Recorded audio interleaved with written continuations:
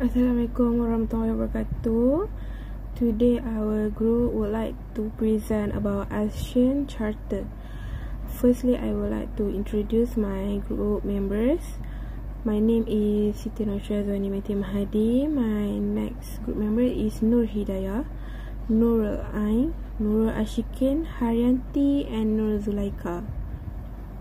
Hi, Assalamualaikum warahmatullahi wabarakatuh. My name is Nurul Ain binti Ibrahim.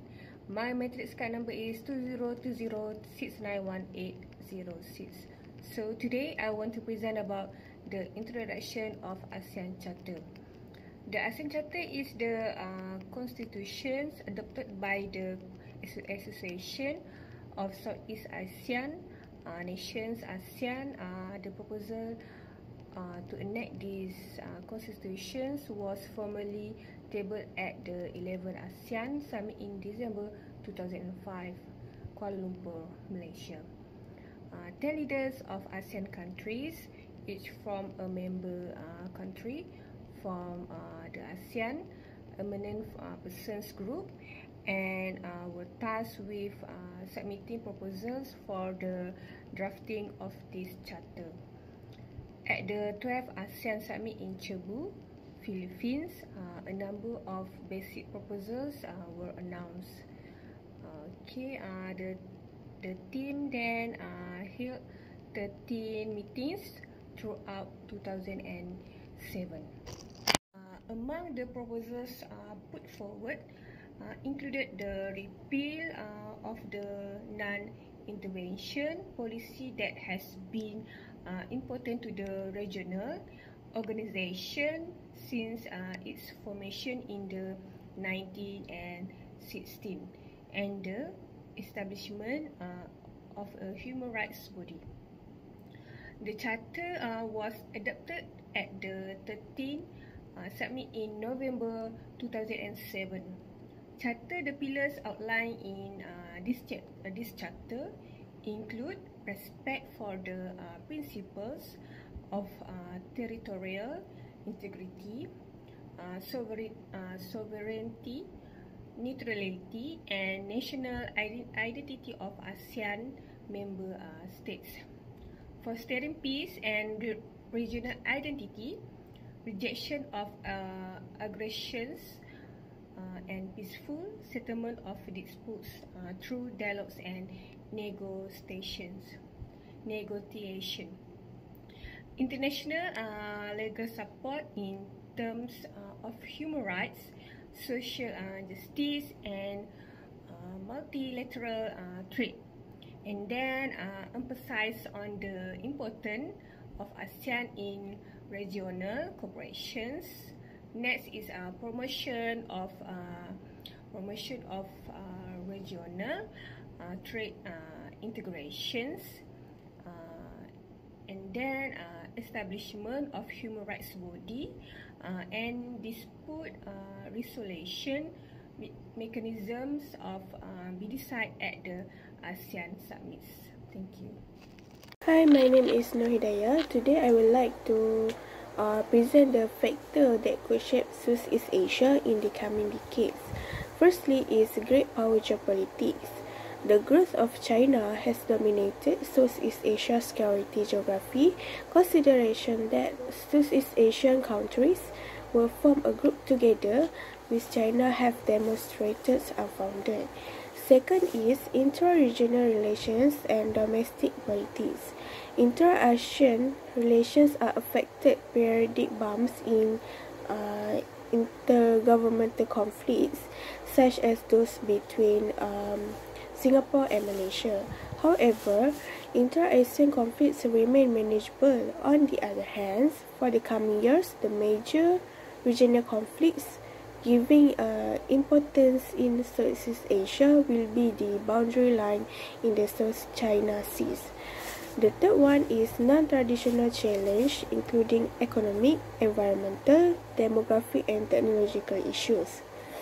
Southeast Asia is the one of the world's most affected areas by climatic change. Deforestation and commercial plantation agriculture have contribute significantly to the ongoing air pollution in Indonesia, Malaysia, and Singapore. The last one is the role of the Association of Southeast Asian Nations, including in the future of Asian centrality. The future of Asia is a critical factor in Southeast Asia's security potential. Asia is still and will continue to be important to Southeast Asia conflict prevention. The future of the concept of Asian centrality is also critical to Asian role. Next is the issue or problem of an Asean Charter. Firstly is the drafting process of the Charter of the Association of Southeast Asia Nations has reached its critical stage. It is in this month summits in Singapore, the leaders of the 10 member states are expected to finalize and endorse the provision of the Asean Charters. Next is also needs to know how to distinguish between announcement and implementation.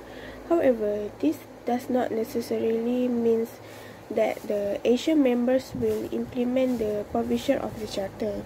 The announcement of an impressive Charter does not necessarily guarantee its implementation thereafter.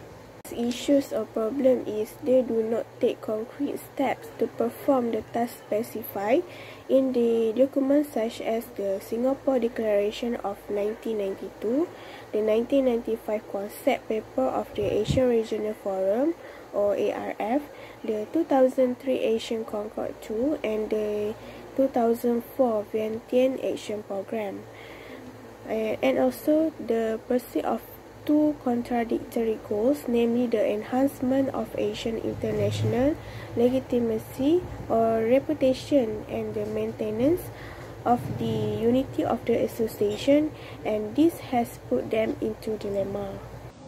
Assalamualaikum, my name is Nazrika binti Mazlan, metric number 2020362211. Now, I will continue the issues or problem for an ASEAN Charter. First of all, drastic change in their existing diplomatic practice or sudden departure from the principle of non-interference will be detrimental to the unity of ASEAN, since many of its members are reluctant to abandon this principle. The unity of 10 Southeast Asian countries has been an important theme to ASEAN diplomacy. The strengthening of the unity of the 10 countries has been crucial for ASEAN. Second, regard to Myanmar, ASEAN members have been careful not to alienate the country. The worst scenario is when Yangon will become the China's proxy speaking on behalf of Beijing. ASEAN need Myanmar as much as Yangon need the Southeast Asian Association. Next, regional issue special charter to cover new issues areas. Example, the OAS Inter-American Democratic Charter adopted in 2001 to outline procedures for safeguarding democracy in America. Fourth, since the end of Cold War, ASEAN has grown extensively. Its membership has expanded to include all 10 nations of Southeast Asia, fulfilling the original versions of its founding fathers to unite the regions. New areas of cooperation have also been incorporated, such as environmental and financial issues, as well as counter-terrorism. But this broadening has taken place without the significant strengthening of Asian institutions. Next, less easy for ASEAN to develop binding regional provision covering sensitive issue areas such as human rights or democracy promotion. Last but not least, the relationship between the proposed charter and ASEAN existing treaties and conventions. The Eminent Person Group, EPG, who are appointed to guide the development of an ASEAN Charter in the forthcoming ASEAN Summit in Kuala Lumpur in December 2005, will face the challenge of striking balance between those who like to use the opportunity and those who want to treat more conservatively. Now, there is few issues or problems for an ASEAN Charter that happen in this era. First is refugee in Malaysia, which is Myanmar, and Rohingya escaped in February 2022. Second issues is education system. Last one is the issue about natural disaster, which is severe haze incident across the border of Malaysia, and the most affected state is Sabah and Sarawak.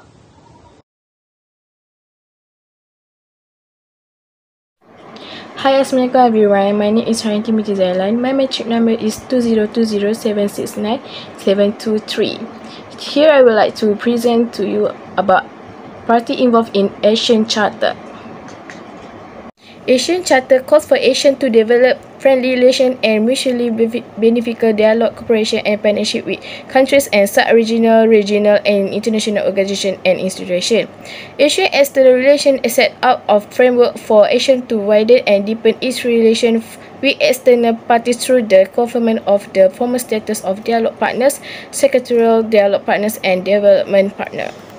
Next is internal parties involved. There are 10 countries involved: Malaysia, Indonesia, Singapore, Laos, Brunei, Philippines, Cambodia, Myanmar, Vietnam and Thailand. These countries foster constructive dialogue and consultation on political and security issues of common interest and concern. They make significant contribution towards confidence building and preventive diplomacy in the Asia-Pacific region. Next, secretarial dialogue partner. Secretarial dialogue partner is an external party which engages with two or more of Asian secretarial bodies. For this type of partnership, Asian and respective external party can converse secretarial ministerial meeting as decided by the relevant secretarial bodies. It simply means that the secretarial dialogue partner can engage and cooperate with Asian in sector by sector of some areas of cooperation. Third, development partner is an external party which engages in development cooperation to support the process of Asian community building. Asian and respective external party can only have meetings up to senior official level and ministerial level engagement on a case-by-case basis and upon mutual agreement. For the advantage are strengthening of the organization effective. Asia's scope of the activities has increased tremendously due to the restructuring in the Asian Secretariat. Next, more effective decision making. The Asian consensus decision making style have served the organization well and should be maintained as the guiding concept. And for the disadvantage are resource mobilization and development gap reduction. For Asian to be competitive, increase the overall size of the economic pie and utilize many opportunities. Huge resources are needed to achieve all this and to build the Asian community. However, Asian faces a shortage of certain resources. And finally, taking the obligation seriously to ensure the compliance and effective implementation in accordance with the law. However, Asian does not have a culture of commitment to respect then implement decision and agreement according to the timeline. Hello, my name is Nura Ashikin binti Karul Rijal. My metric number is 2020347511. Today I would like to talk about the recommendation for ASEAN Charter. For the recommendation, there are 3 recommendations for ASEAN Charter. Firstly, the educational system. For this era, the country needs to increase the technological capacity in the learning system and improve the credit transfer system among the students. Secondly, refugee issues in Malaysia.